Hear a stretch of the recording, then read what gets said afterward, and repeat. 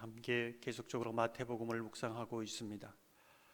지난 시간에 함께 묵상했던 말씀은 어떤 것인가 기억하십니까? 기억하지 못하는 것이 정상일 수도 있습니다. 다시 또 생각해, 그래서 복습이 필요한 거죠. 바리새인들이 표적을 요구합니다. 이 표적에 만 어떤 의미를 두고 목적을 두면 더 센 표적, 더 강한 표적, 더 많은 표적에 목말라 합니다. 이 부분을 무엇에 비교할까? 어떤 자녀들이 부모에게 용돈을 요구하지 않습니까? 그런 자녀는 작전중앙교회 없겠지만은 용돈을 주면 부모이고 안 주면 부모가 아니다. 용돈을 정말 더 많이 주면 좋은 부모다. 용돈이 하나의 표적이 되고 그 표적을 보아야 부모이다. 이것이 지금 바리새인의 생각하는 방식입니다. 근데 예수님은 어떻게 말씀하시는가? 부모이기 때문에 용돈을 줄 수 있다. 부모이기 때문에 그보다 더한 것도 줄 수 있다. 부모이기 때문에 주지 못할 때도 있고 주지 않을 때도 있다. 부모에 대한 믿음이 표적보다 우선되어야 한다는 것을 말해주고 있는 것이지요. 우리도 그렇게 생각하지 않습니까? 이런 능력을 보이셔야, 이렇게 하셔야 하나님이시 않습니까? 네, 하나님을 신뢰하면 사실 이 부분은, 이 유무는 신뢰하기 때문에 어떤 증거가 되지는 않습니다. 바리새인은 예수님이 하나님의 아들이시고 메시아라는 믿음이 없기 때문에 지금 표적만을 요구하는 겁니다. 이것을 통해서 예수님을 보려고 합니다. 자꾸 이제 갈증이 있는 것이죠. 예수님은 표적을 요구하는 바리새인을 향하여 요나의 표적을 말씀합니다. 요나의 표적은 예수 그리스도의 죽으심과 부활을 예표하는 것이지요. 예수 그리스도의 죽음과 부활, 이 표적 하나만으로 모든 표적에 대한 대답이 될 수 있다, 이렇게 말씀하고 있는 겁니다. 이 하나의 표적만이 모든 신앙의 기초가 되고 근원이 된다, 이렇게 말씀하는 것이지요. 구약의 시작이 어떻게 됩니까? 천지를 창조하신 전능하신 하나님입니다. 이 하나가 모든 믿음의 기초고 신앙의 기초이지요. 정말 이게 믿어진다면, 이 믿음이 기초가 된다면 예수님이 죽었다가 살아나는 것, 그게 어렵습니까? 홍해가 갈라지는 것, 이것보다 쉬운 건 일이 어디 있겠습니까? 동정녀 마리아 탄생, 하나님 에게서 누워서 떡 먹기입니다. 그건 기적도 아닙니다. 그런 의미지요. 이 기초가 흔들리니 다른 것이 다 흔들리는 겁니다. 지금 바리새인이 이런 부분이지요. 우리의 신앙도 예수 그리스도의 죽으심과 부활을 믿는 이것이 기초가 될 때에 모든 것은 다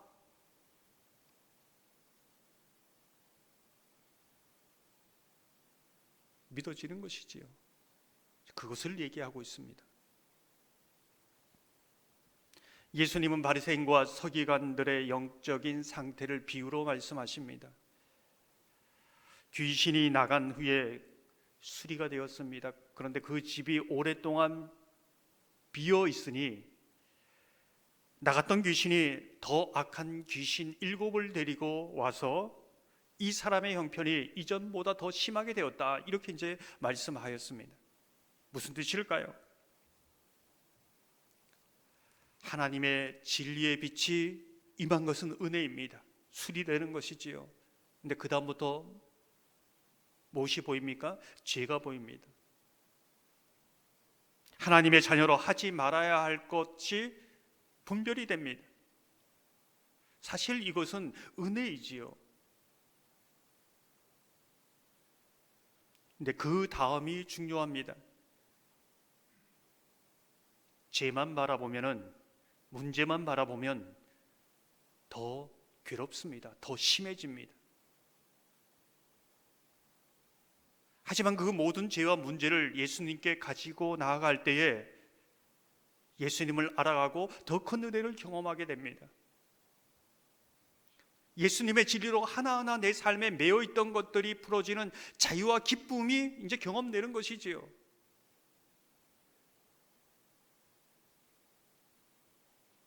이게 은혜입니다. 가룟 유다는 예수가 된 것은 굉장한 큰 은혜이지요. 그러나 자신의 죄가 드러날 때에 예수님께로 그것을 가지고 가지 않았기 때문에 더 이전보다 심하게 되었습니다. 죄의 문제뿐만 아니라 모든 우리의 삶의 문제도 마찬가지입니다. 예수 그리스도를 믿은 것은 은혜이지요. 근데 우리의 삶의 속에서도 그 은혜로 살아가는가, 이제 이것을 묻고 있는 것입니다. 최근에 히스기야에 대해서 함께 묵상했습니다. 병이 나은 것은 놀라운 은혜지요. 이런 은혜가 어디 있겠습니까? 그런데 인생에서 만나는 수많은 문제 앞에 어떻게 합니까? 은혜를 의지하지 않습니다. 인간적인 방법으로 그것을 해결하려고 하다가 이전보다 더 심하게 되었다는 것을 보여줍니다.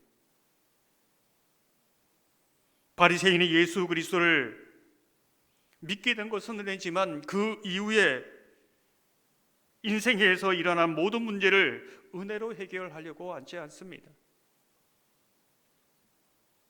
더 심해진 상황이지요. 많은 사람들이 수리는 되었는데 은혜로 채워지지 않아서 굉장히 어려워하는 부분들을 봅니다. 어떤 분들은 아들의 취업을 위해서 간절히 기도합니다. 그 문제 때문에 기도할 수 있다는 거 은혜이지요. 근데 응답 받았습니다. 그것도 놀라운 은혜이지요. 수리되었습니다. 근데 그 아들이 직장을 다니면서 상사에게 괴롭힘을 당합니다. 업무가 너무 과중합니다. 어떻게 할까요? 왜 하나님께서 나를 이런 데 보냈는가? 왜 나에게 이런 고통을 주는가? 은혜가 이전보다 더 심한 경우가 된 것이지요. 그 속에 자신의 문제를 가지고 더 은혜를 의지했으면 더 많은 은혜, 더 충만한 은혜를 경험했을 텐데 은혜로 시작했다가 더 영적 상태가 악하게 된 것입니다.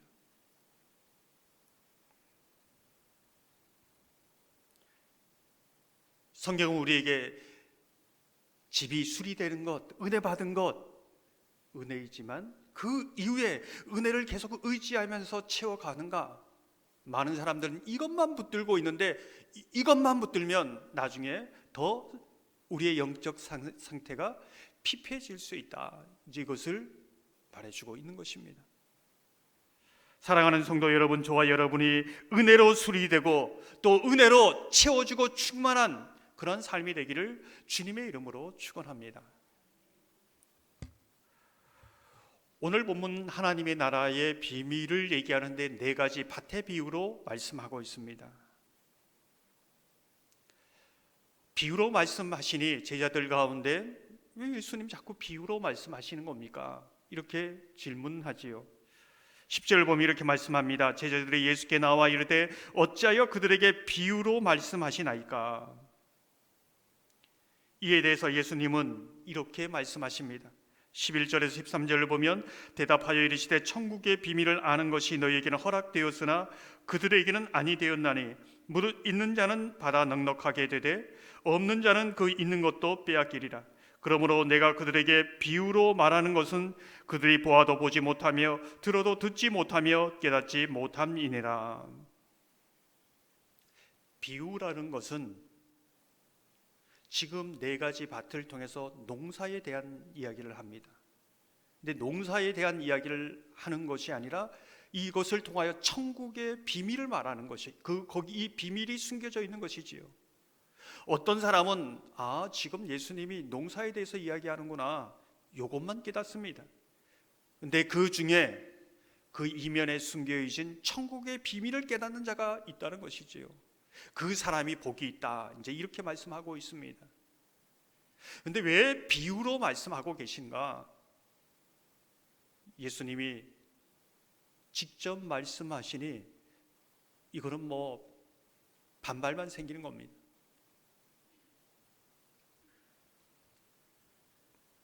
나는 죄를 사할 권세가 있다, 나는 하나님의 아들이라 말하니 신성 모독죄라고 말합니다. 성령을 해방합니다. 바리새인이 죽이려고 합니다. 그래서 비유로 말씀하시는 것이죠.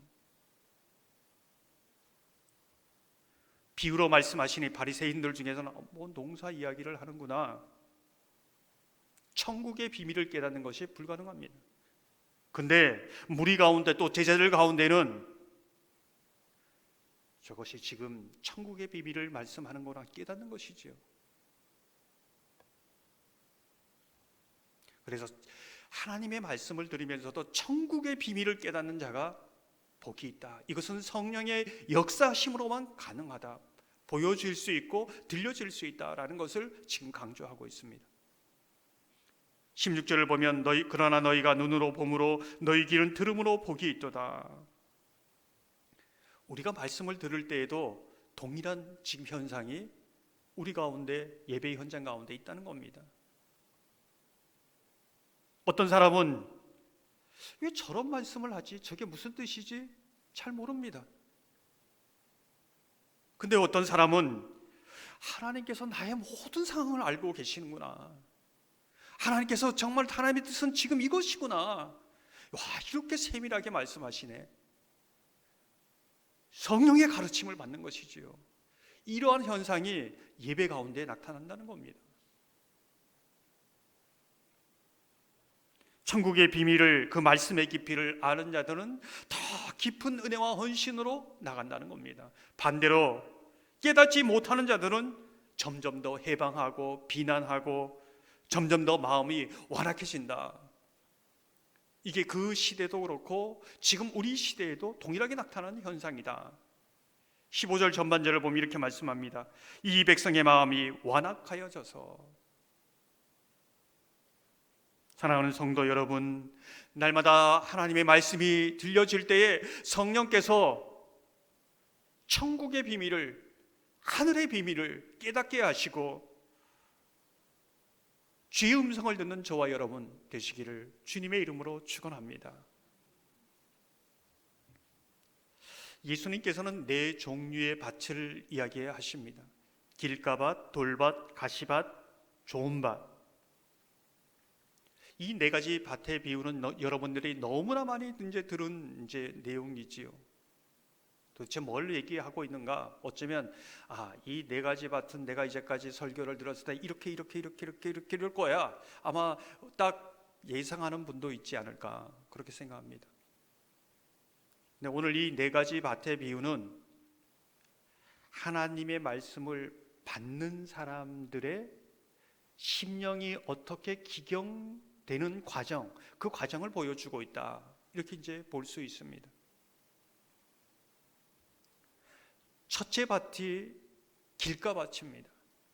19절을 보면 이렇게 말씀합니다. 아무나 천국의 말씀을 듣고 깨닫지 못할 때는 악한 자가 와서 그 마음에 뿌려진 것을 빼앗나니 이는 곧 길가에 뿌려진 자요. 무슨 뜻일까요? 처음 예수님 믿을 때는 전부 다 길가밭입니다. 갑자기 말씀을 막 깨닫고 뭐 천국의 비밀을 다 알고 성경이 막 해석되고 이런 분이 없습니다. 특히 하나님 말씀을 들을 때 튕겨나갑니다. 도대체 쟤 무슨 말씀이지? 졸다가 아무리 들어도 그거 뭐 깨달으시지 않습니다. 그럼에도 불구하고 하나님의 말씀을 듣는 자, 들으려고 하는 자, 그 자가 복이 있다는 겁니다. 왜 그렇습니까? 그 길가밭으로 끝나지 않기 때문에 그렇지요. 늘 듣던 말씀인데, 늘 아는 말씀인데 어느 순간 성령이 역사할 때 그 말씀이 들려지는 순간이 있습니다. 깨달아지는 순간이 있습니다. 그러면서 내 그 딱딱한 심령 길가밭이 기경되기 시작하는 것이지요.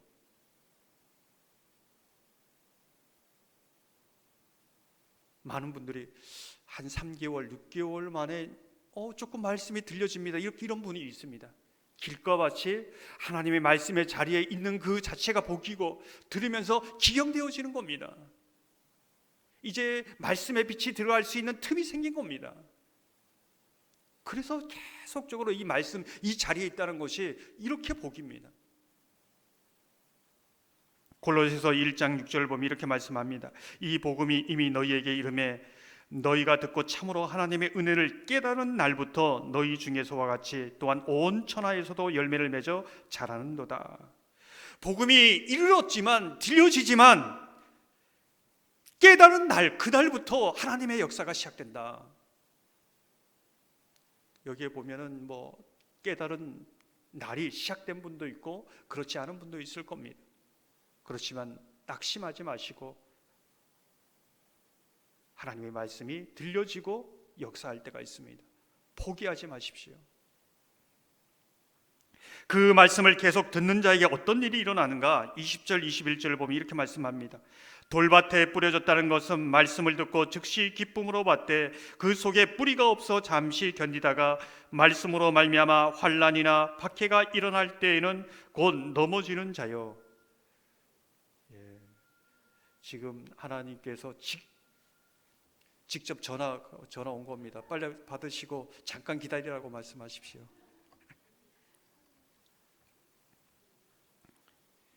이제 길가밭에 틈이 벌어지고 말씀이 조금씩 들리게 하면서 기경되니까 이 땅을 기경하면 뭐가 나와요?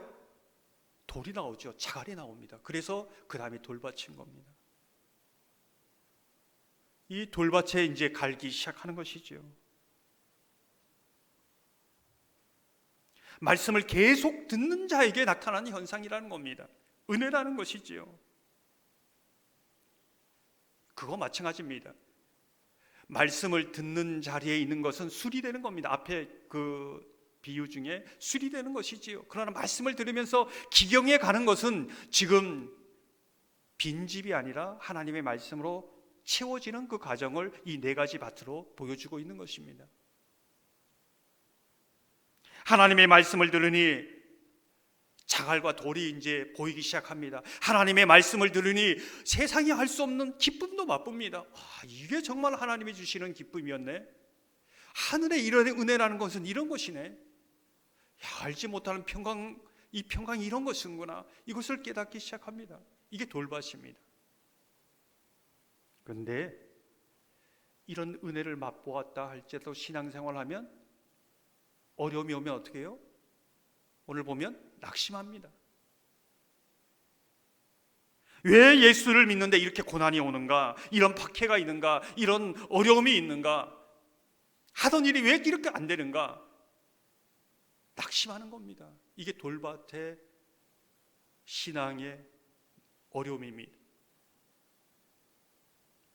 많은 사람들이 이 부분 때문에 신앙을 떠나기도 하고 말씀의 길을 막아버리기도 합니다. 그러나 하나님 말씀에 듣는 자리에 도대체 이게 무엇이 문제니까? 하나님, 저를 사랑하시는데 이게 도대체 어떤 문제가 있습니까? 계속 말씀을 들을 때에 하나님께서 그 말씀으로 해석해 주시고 뜻을 보이신다는 겁니다. 잠언 24장 16절 보면 이렇게 말씀합니다. 대저 의인은 7번 넘어질지라도 다시 일어나려니와 악인은 재앙으로 말미암아 엎드러지느니라. 어려움이 있어도 하나님의 말씀을 들으면서 믿음으로 살려고 일어나는 것, 이 사람이 의인입니다. 넘어지지 않는 것이 의인이 아니라, 낙심하지 않는 것이 의인이 아니라, 그 속에서도 하나님의 말씀으로 계속 기경되는 사람이 의인이고 하나님의 사람이고, 이 사람이 정말 믿는 사람이다, 이렇게 말씀하고 있는 것이지요. 하나님의 말씀을 듣는 자가 다시 일어날 힘을 얻는 겁니다. 그 어려움을 넘어설 수 있는 힘을 말씀을 들으면서 얻을 수 있다는 것을 보여주고 있습니다. 저는 이것이 신앙의 뿌리가 내리는 과정이다. 갑자기 연한 불이 나무가 되고 큰 굵은 뿌리를 땅속 깊이 박을 수는 없는 겁니다. 처음 이제 신앙을 가지면 연한 풀과 같이요, 어떻게 보면 뿌리가 아주 가는 실과 같이 뿌리를 내릴 수도 있습니다. 그 과정이 필요한 것이지요. 그러나 그 열한 풀이 시간이 지나면서 점점 굵고 점점 깊이 뿌리를 내려서 하나님께 공급을 받게 되는 겁니다. 이제 말씀을 들으면서 기경되고 돌과 자갈을 골라냅니다. 이제 싹을 내고 이제 자라기 시작하지요. 이게 바로 이제 가시밭입니다. 이제 막 이렇게 자라기 시작할 때 어떤 일이 생기는가? 22절을 보면 이렇게 말씀합니다. 가시떨기에 부러졌다는 것은 말씀을 들으나 세상의 염려와 재물의 유혹에 말씀이 막혀 결실하지 못하는 자요. 은혜도 맛보았습니다. 하나님의 기쁨도 맛보았습니다. 기도의 응답도 경험했습니다. 때로는 환난이 와도 넘어설 수 있었습니다. 그런데 세상을 살려고 하고 하니까 녹록지 않습니다. 돈이 있어야 좀 살 수 있는 것 같고, 세상에 처세술이 있어야 성공할 수 있는 것 같고, 세상 방법을 따라가지 않으면 뒤처지는 것 같고, 이제 헛갈리기 시작하는 겁니다. 어려운 것이지요. 신앙생활을 하면서도 숨이 턱턱 막히는 겁니다. 돌덩어리처럼 딱 여기 딱 맺히는 겁니다. 힘든 것이지요. 우리가 욥의 인내에 대해서 말하지 않았습니까? 욥의 인내는 주께서 주시는 결말이 나기까지 다양한 부분을 생각할 수 있지만, 주께서 주시는 마지막 결말까지 인내하며 나가는 겁니다. 그 인내하는 과정이 쉽지 않다는 겁니다.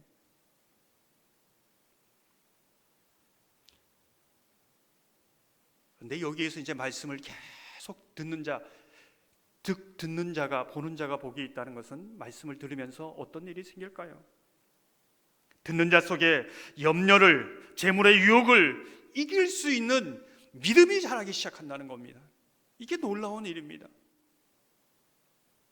이 재물의 유혹, 미래에 대한 불안, 보험을 몇 개씩 들어야, 그리고 통장에 잔고가 많아야 그래도 미래가 보장되는 것처럼 느껴지는데, 믿음이 이 모든 것을 이길 수 있다는 겁니다. 빌립보서 4장 6절 7절을 보면 이렇게 말씀합니다. 아무것도 염려하지 말고 다만 모든 일에 기도와 간구로 너희 구할 것을 감사함으로 하나님께 아뢰라. 그리하면 모든 지각에 뛰어난 하나님의 평강이 그리스도 예수 안에서 너희 마음과 생각을 지키시리라. 말씀을 들으면서 기도에 할 힘이 생기고 하나님께 맡길 믿음이 생깁니다. 하나님께서 책임지고 해결해 주신다는 기대가 생기는 것이죠. 이게 말씀을 듣는 자, 그 속에 주시는 은혜입니다. 절대 믿음 아니면 못 이깁니다. 하나님의 말씀 속에, 듣는 자 속에 정말 이런 그 부분이 있습니다. 오늘 시작할 때 당신은 복 있는 사람입니다 라고 고백한 것이 바로 거기입니다. 지금 여기에 안 바쁜 사람이 어디 있겠습니까? 시간이 누구에게는 소중하고 소중하지 않은 분이 어디 있겠습니까? 그런데 말씀에 듣는 자리에 있다는 것은 복입니다. 그 자체가 복이지요. 저도 여기에서 말씀을 전하는 것, 이게 복입니다. 하나님의 은혜가 아니면 여기 설 수 없습니다. 그 자리에 앉을 수 없는 것이지요. 이렇게 하나님의 말씀을 듣고 성령께서 역사할 때 어떤 일이 생기는가? 23절을 보면 이렇게 말씀합니다. 좋은 땅에 뿌려졌다는 것은 말씀을 듣고 깨닫는 자니 결실하여 어떤 것은 100배, 어떤 것은 60배, 어떤 것은 30배가 되느니라 하시더라. 열매가 나타납니다. 열매라는 것은 어떤 것일까요? 이 땅에서 하늘나라에 내 집을 짓는 벽돌과 같다, 이렇게 할 수 있습니다. 열매는 내 속에 하나님께서 나를 지금 돕고 계시는구나, 나와 함께 하시는구나, 생생한 믿음의 고백과 간증입니다. 열매는 나를 통하여 누군가 하나님이 나와 함께 하심을 보고 하나님께 돌아오는 역사입니다. 열매는 그 고난 속에서도 내게 없던 믿음이 생기고 이제까지 들리지 않던 그 적재적소에 주시는 하나님의 말씀, 이것은 하나님이 주시는 말씀이야. 그 말씀의 등불을 보는 것, 그것이 열매이지요. 이 열매가 왜 30배, 60배, 100배일까요? 처음에는 영과 일 사이는 하늘과 땅 차이지요. 그런데 열매 하나가 열리기 시작하면, 잎이 하나 열리기 시작하면 이 나무는 산나무고, 열매가 하나 열리기 시작하면 열매를 맺을 수 있는 나무이지요. 그때부터 주렁주렁 열리는 겁니다. 하나님의 말씀 안에 뿌리 내리면 해가 더울수록 이런 열매가 점점 풍성해지는 겁니다. 열매를 맺을 수 있는 그런 생명이 있다는 겁니다. 예수의 생명이 있다는 것이지요. 베드로후서 3장 18절을 보면 이렇게 말씀합니다. 오직 우리 주 곧 구주 예수 그리스도의 은혜와 그를 아는 지식에서 자라가라. 영광이 이제와 영원한 날까지 그에게 있을지어다. 자꾸 자라가는 겁니다. 자라갈수록 그 나무의 둘레와 뿌리가 깊어짐으로 열매가 그만큼 많아지는 것이죠. 사랑하는 성도 여러분, 말씀을 들음으로 길가밭에서 돌밭으로, 가시밭으로, 좋은 밭으로 날마다 기경되기를 소망합니다. 이게 단계적으로 이루어지기도 하지만 동시적으로 이루어집니다. 좋은 밭이 되었다가도 갑자기 내 마음이 또 완악해져서 이게 길가밭이 될 수도 있습니다. 동시적으로 계속적으로 말씀 안에 기경되어야 한다는 것이지요. 날마다 심령이 기경되어 열매 맺는 복 있는 사람이 되기를 주님의 이름으로 축원합니다. 이 시간 말씀을 생각하면서 406장 함께 찬양합니다.